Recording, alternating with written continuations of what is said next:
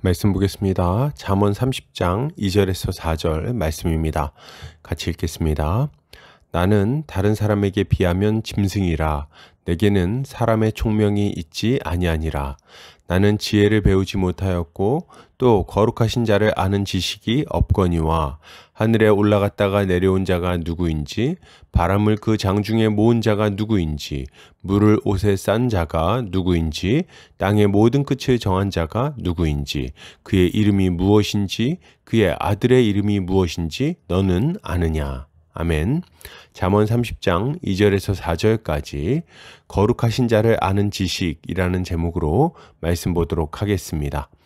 신자는 자신의 무지함을 인정하고 말씀을 통해 배우기를 힘쓰는 자입니다. 왜요? 하나님을 아는 지식이 있어야만 참으로 복되고 가치 있는 삶을 살 수 있다는 것을 잘 알기 때문입니다. 오늘 본문을 통해서 이에 대해 함께 살펴보도록 하겠습니다. 오늘 잠언 기자는 자신이 다른 사람에 비하면 짐승과 같다고 말하면서 자신은 지혜를 배우지 못했고 거룩하신 자를 아는 지식이 없는데 너는 그것을 알고 있느냐고 묻습니다. 이것을 타번역본에서는 나는 사람들 가운데 가장 무식하다. 내게는 사람의 지각이 없다. 나는 지혜를 배운 적이 없고 거룩하신 분을 잘 알지도 못한다. 하늘에 올라갔다가 내려온 자가 누구인가? 바람을 손으로 모은 자가 누구인가? 자기 옷으로 물을 모은 자가 누구인가? 모든 땅끝을 세운 자가 누구인가? 그 이름이 무엇이며 그 아들의 이름이 무엇인가? 내가 알면 말해다오. 라고 번역하고 있습니다. 본문은 총명과 지혜와 지식을 반복하면서 거룩하신 자를 아는 지식의 중요성을 강조하고 있습니다. 이것은 신자가 자신의 어리석음과 무지함을 인정하고 거룩하신 자에 대해서 또 그가 행하신 일에 대해서 또 그가 이루신 일과 명하신 일에 대해서 배워야 한다는 것을 교훈하는 말씀이라고 할 수 있겠습니다. 본문은 나는 다른 사람에 비하면 짐승과 같다고 말하면서 자신은 지혜를 배우지 못했고 거룩하신 자를 아는 지식이 없는데 너는 그것을 알고 있느냐고 묻습니다. 이때 짐승은 바아르라는 단어인데 무지한, 우둔한, 짐승 같은 이라는 의미를 가지고 있습니다. 그리고 배우다는 라마드라는 단어인데 배우다, 가르치다, 훈련하다 등의 의미를 가지고 있어요. 그리고 지식은 다아트라는 단어를 사용하고 있는데 지식, 이해 등의 의미를 가지고 있고 특히 인격적이며 경험적인 지식에 대해 사용됩니다.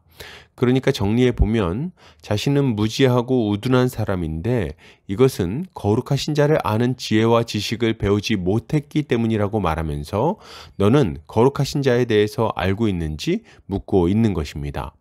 이 사람은 자신이 다른 사람에 비해서 짐승과 같이 어리석고 우둔하다고 말하는데 그 이유를 자신에게 다른 사람이 가지고 있는 총명이 없기 때문이라고 말합니다. 이것은 이 사람이 다른 사람보다 지능이 떨어진다든지 혹은 학식이 떨어진다는 말을 하려는 것이 아니에요. 도리어 이 사람은 세상의 이치에 대해서 깊이 궁구할 정도로 매우 학식이 높고 지혜로운 사람이라고 할 수 있을 겁니다. 그러나 그럼에도 불구하고 자신이 다른 사람보다 총명이 없고 어리석다고 말하는 이유는 뭘까요?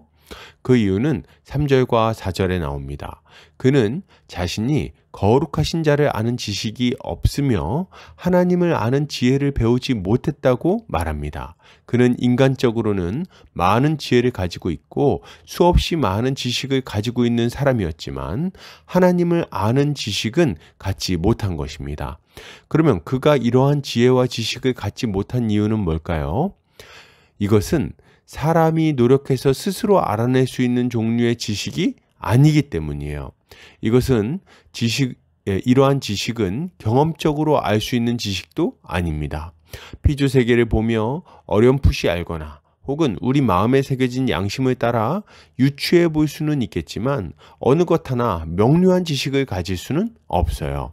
이 세상은 어떻게 생겨났는지, 우리의 창조주는 누구신지, 우리를 창조하신 목적은 무엇인지 알 수가 없습니다. 우리는 이 땅에서 어떻게 살아야 하는지, 우리의 죽음 이후에는 어떤 일이 일어나는지, 만약 전능자의 심판을 받는다면 어떻게 그 심판을 피할 수 있는지를 도무지 알 수가 없는 거예요. 그저 아무것도 보이지 않는 어둠 속을 방향도 모른 채 더듬더듬 걸어가고 있을 뿐인 거죠. 그러니 이것이 얼마나 답답하고 두려운 일입니까? 오늘 잠언 기자는 자신의 이 답답한 마음을 드러내면서 사람들에게 묻습니다. 하늘에 올라갔다가 내려온 자가 누구인지, 바람을 그 장중에 모은 자가 누구인지, 물을 옷에 싼 자가 누구인지, 땅의 모든 끝을 정한 자가 누구인지, 그의 이름이 무엇인지, 그의 아들의 이름이 무엇인지 너는 아느냐? 이 사람의 질문을 한마디로 요약하면 이것입니다. 당신은 혹시 전능하신 하나님, 우리의 창조주, 거룩하신 하나님에 대해서 알고 있습니까? 오늘 잠언 기자의 이 질문은 우리가 반드시 던져야 하는 질문입니다. 왜요? 이 질문에 답을 얻어야만 인생의 참된 의미를 발견하고 참으로 옳은 삶을 살아가며 이 땅에서 복을 누릴 수 있기 때문입니다. 그리고 죽음이라는 두려움을 넘어서 영원한 생명을 소망할 수 있게 될 것이기 때문이죠. 그러니 우리는 모든 인생의 창조주가 누구신지, 그리고 그가 보내신 이가 누구신지에 관심을 가져야 하는 것입니다. 여러분, 하늘에 올라갔다가 내려온 자가 누구입니까? 예, 하나님이세요. 그는 하늘에 계시지만 자기 백성에게 찾아오셨습니다. 아브라함에게 찾아오셨고 모세에게 찾아오셨죠. 왜요? 자기 백성을 불러 구원하고자 하신 거예요. 그는 누구십니까? 바람을 장중에 모아 계절을 따라 불게 하시고 물을 옷에 싸서 이른 비와 늦은 비를 내리시는 분이십니다. 그는 땅을 불러 올려서 바다의 경계를 정하시고 자기 백성이 그 땅에서 마음껏 뛰어놀며 복을 누리게 하신 분이죠. 예, 전능하신 하나님은 천지를 창조하시고 사람이 그 피조세계 안에서 복된 삶을 살아가게 하셨으며 그들이 범죄하여 쫓겨났음에도 불구하고 그들에게 찾아와 구원의 약속을 주시는 분이십니다. 그리고 마침내 자기 아들 독생자 예수 그리스도를 이 땅에 보내심으로 자기 백성을 향한 구원의 계획을 성취하시고 완성하시는 분이신 거예요. 그렇죠. 이것이야말로 우리가 반드시 배워야 할 거룩하신 하나님에 대한 지식인 것입니다. 그러므로 여러분, 이것을 생각할 때 신자가 가져야 될 마땅한 모습은 무엇일까요? 우리는 거룩하신 하나님에 대해 배우기를 힘써야 하겠습니다. 많은 사람들이 지혜를 구하고 지식을 원합니다. 건강하게 살려면 어떻게 해야 되는지, 사람들과의 관계는 어떠해야 하는지, 직장 생활에서 성공하려면 어떻게 해야 하는지, 사람들은 늘 지혜를 구하고 지식을 찾아요. 그러나 여러분, 이 모든 질문들에 대한 궁극적인 답은 하나님께 있습니다. 하나님을 만나야만 올바른 대답을 얻을 수가 있는 거예요. 왜요? 그가 우리의 창조주이기 때문에 그렇습니다. 우리 인생의 목적은 무엇입니까? 하나님을 영화롭게 하고 그를 영원토록 기뻐하는 것입니다. 우리는 이 땅에서 어떻게 살아야 되죠?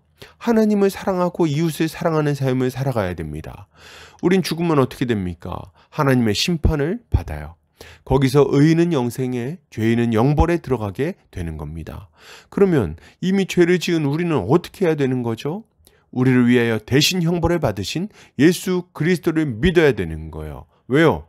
그를 믿어야만 우리의 죄가 용서받고 하나님과 화평해질 수 있으며 하나님의 자녀가 되어 영생에 참여하게 되기 때문입니다. 그렇죠. 우리는 이 모든 진리를 먼저 배워야 하는 겁니다.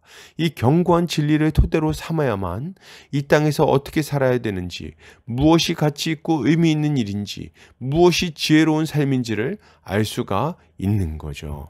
여러분, 교만한 마음을 버려야 됩니다. 나는 인생의 지혜를 가졌고 넘치는 지식이 있다고 말하지 않아야 돼요. 배울 만큼 배웠고 알 만큼 알았다고 말하지 않아야 됩니다. 세상이 자기 지혜로 하나님을 알 수 없기 때문에 우리 주님이 이 땅에 오신 거예요. 이미 안다고, 이미 충분하다고 말하는 자들마다 거룩하신 하나님에게서 멀어질 겁니다. 왜요? 세상의 지혜는 결국 하나님의 지혜를 거스르게 되어 있기 때문입니다. 자기 지식과 지혜를 의지하는 자들은 주님을 발견하지 못할 거예요. 진리를 발견하지 못할 것이고 늘 불확실한 삶을 살게 될 것입니다. 그리고 결국에는 두려움 가운데 죽게 되겠죠. 이것이 얼마나 비참한 인생입니까? 그러나 겸손하게 주를 찾는 자들은 주님을 만나게 될 것입니다. 하나님의 말씀 앞에 고개를 숙이는 자들마다 주님의 은혜를 발견하게 될 것이고 그 사랑에 감격하게 될 거예요. 그리고 이전에는 생각조차 못했던 새롭고 복된 삶을 살게 될 것입니다. 그리고 만약 우리가 이미 이 진리를 배워 알게 되었다면 우리는 잠잠하지 않아야 되겠습니다. 진리를 몰라 방황하는 자들이 너무 많습니다. 어둠 속을 헤매다가 낭떠러지로 향하는 무리들이 우리 근처에 있습니다. 우리는 크게 소리질러 위험을 알리고 진리의 빛을 비추어서 그들을 인도해야 하는 거죠. 진리의 등불을 받아놓고 말 아래 두어서는 안 됩니다. 먼저 배웠으니 먼저 가르쳐야 되는 거예요. 우리가 이 일에 힘쓸 때 어둠 가운데 있는 자들도 진리의 빛으로 나와서 생명을 얻을 수 있을 것입니다. 결론을 드립니다. 여러분, 하나님의 말씀을 배웁시다. 거룩하신 분을 아는 지식을 배우고 전하고 가르칩시다. 이렇게 할 때 어둠 가운데 있는 우리의 심령은 빛나는 진리를 발견하게 될 것이고 우리의 이웃들도 영원한 지혜와 생명을 얻게 될 것입니다. 오늘도 주님의 지혜로 승리하는 성도님들 되시기를 주의 이름으로 축복합니다.